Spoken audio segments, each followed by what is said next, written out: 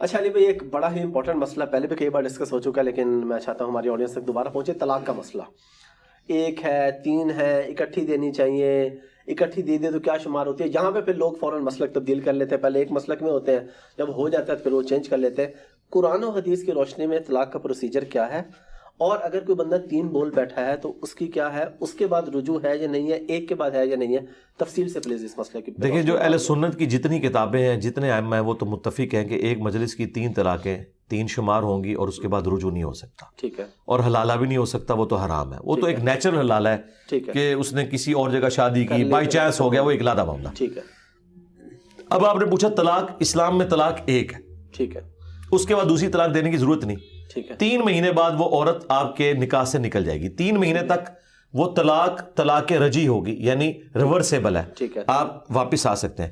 3 مہینے کے بعد، یعنی عورت 3 دفعہ پاک ہوتی ہے پیریڈز کے بعد، آلموسٹ 90 دن کے بعد وہ طلاق بائن بن جائے گی. یعنی وہ طلاق کے بعد اب آپ کا نکاح بھی ٹوٹ گیا. اب آپ اپنی مرضی سے اس کی طرف رجوع نہیں کر سکتے. اس کی مرضی آپ سے شادی کرے دوبارہ، ٹھیک ہے، نئے حق مہر کے ساتھ، نئے نکاح کے ساتھ. حلالہ اب یہاں پہ نہیں، ظاہر ہے ایک طلاق کی بات ہے نا. ہاں جی. اور اس کی مرضی کسی اور کے پاس چلی جائے. لیکن قرآن میں آیا کہ اگر وہ عورت اسی شوہر کے پاس واپس آنا چاہتی ہے جس نے اسے ایک طلاق دی تھی اور طلاق بائن بن گئی، تو ان عورتوں کو ان کے انہی شوہروں کی طرف لوٹاؤ تم. ٹھیک ہے. کیونکہ بعض اوقات بیچ میں بدماش قسم کے سالے پڑ جاتے ہیں نا، وہ کہتے ہیں نہیں اسی طرح نہیں جان دینا. اس ٹائم تو وہ کہتے ہیں، بعد میں وہ اپنی بیویوں کے ہاتھوں اپنی بہنوں کو ذلیل کرواتے ہیں. عورت کی عزت اس کے خاوند کے گھر میں ہی ہے.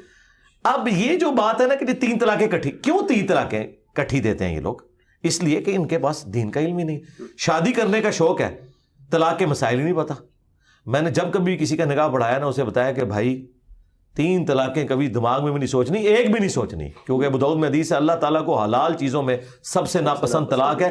حلال اس لیے رکھی کہ بعض کا جینون ضرورت ہوتی ہے، ادروائز یہ اللہ کو پسند نہیں. مسلم میں حدیث ہے کہ شیطان کا تخت پانیوں پہ لگا ہوا ہے. شام کے وقت اس کے چیلے آ کے اسے مختلف گناہوں کی خبر دیتے ہیں کہ آج فلاں سے فلاں گناہ کروایا، فلاں سے فلاں. وہ خوش نہیں ہوتا. جب ایک چیلا کہتا ہے نا آج میں نے میاں بیوی میں علیحدگی کروا دی، وہ اسے معانقہ کرتا ہے. جب پھر ڈاکے ملتا ہے تو کم صحیح پایا بھائی، کیونکہ ہوں جدوں علادہ ہون گے نہ آتے معاشرے کے لیے وہ بچے ناسور بنیں گے. تو یہ اتنا نازک رشتہ ہے، اس میں ایجوکیٹ لوگوں کو کرنا چاہیے کہ ایک طلاق دیں، اور وہ بھی ضرورت پڑے تو، ادروائز ضرورت کوئی نہیں ہے. قرآن میں سٹیپ بتایا گیا نا کہ آپ نے پہلے اپنے بستر سے ان کو الگ کرنا ہے، اور پھر بہت ضرورت ہو تو آپ بس اس طرح سرزنش والا مار سکتے ہیں جس نے چھوٹے بچے کو مارا جاتا ہے. یہ نہیں کہ ہڈی پسلی اس کی توڑ دینی ہے، ایسا معاملہ نہیں کرنا، اور وہ بھی ایک ایکسٹریم کیس کے اندر ہے. تو طلاق آپ نے ایک دینی ہے.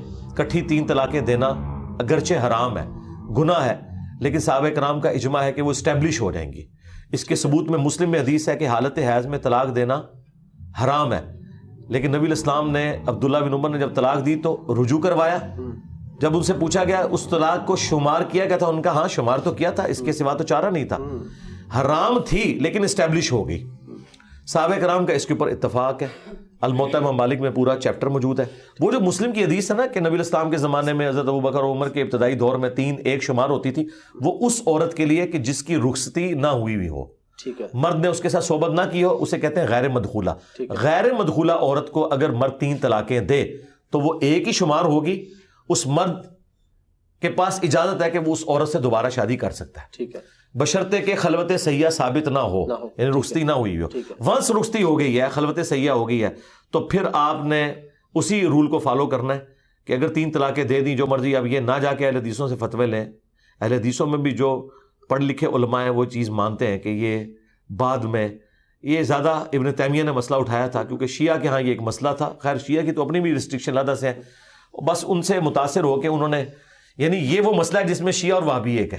اچھا، ویسے تو سمجھ لو اٹ کتے دا ویر تو نہیں کرنا چاہیے تھا، اور کوئی اس کے لیے کوئی مناسب چیز تو آپس میں ان کی دشمنی ہے. انڈیا پاکستان کا ویر کہہ لیں، ٹھیک ہے، اس مسئلے میں اتفاق ہے. ہاں، اس مسئلے میں ان کا اتفاق ہے.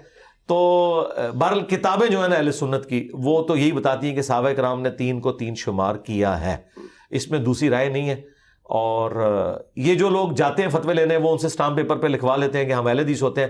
وہ اہل حدیث بس اس مسجد کے گیٹ تک ہی ہیں. بالکل.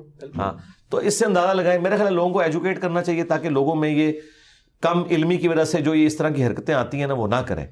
ابن عباس کا قول موجود ہے سنن کبریٰ البیہقی کے اندر، الموطا امام مالک کے اندر، کہ تم میں سے کوئی شخص غصے پہ آتا ہے اپنی بیوی کو 100 طلاقیں دیتا ہے تو پھر آ کے کہتا ہے جی ہم کیا کریں، تو ابن عباس کیا کرے، جاؤ 3 طلاقوں کی وجہ سے تمہاری بیوی حرام ہوگی، اس تان میں تم نے مذاق کیا. تو یہ اس وقت ایک ٹرینڈ چلا تھا. حضرت عمر نے جو 3 کیا تھا نا، انہوں نے ایک ایگزیکٹو آرڈر کے طور پر غیر مدخولہ کے لیے بھی کر دیا تھا، کیونکہ دوسرے ملکوں سے عورتیں آ رہی تھیں اور مرد پھر وہ نکاح ہوئے ہوتے تھے، رخصتی کے بعد میں ہوتی تھیں، تو مذاق بنایا ہوا تھا. تو حضرت عمر نے کہا اب جو یہ کہے گا نا میں وہ 3 ہی اسٹیبلش کروں گا، رخصتی سے پہلے بھی اگر دے گا تو 3 اسٹیبلش کروں گا. یہ الموطا امام مالک میں پورے چیپٹر موجود ہیں. اور اس معاملے میں واقعی حضرت عمر کا یہ جو پولیٹیکل ڈیسیژن تھا یہ کوئی دین نہیں ہے. ہم کہتے ہیں آج بھی اگر کوئی 3 طلاقیں دیتا ہے غیر مدخولہ کو تو آپ ایک شمار کریں گے، نبی اسلام کے زمانے میں ہوتا تھا. حضرت عمر کا جو ڈیسیژن وہ اس وقت کے لیے انہوں نے ایک ایگزیکٹو آرڈر کے طور پہ کیا تھا، کوئی شرعی مسئلے کے طور پر نہیں. لیکن جس کی رخصتی ہوگی ہے اس کی 3 ہی شمار ہوں گے.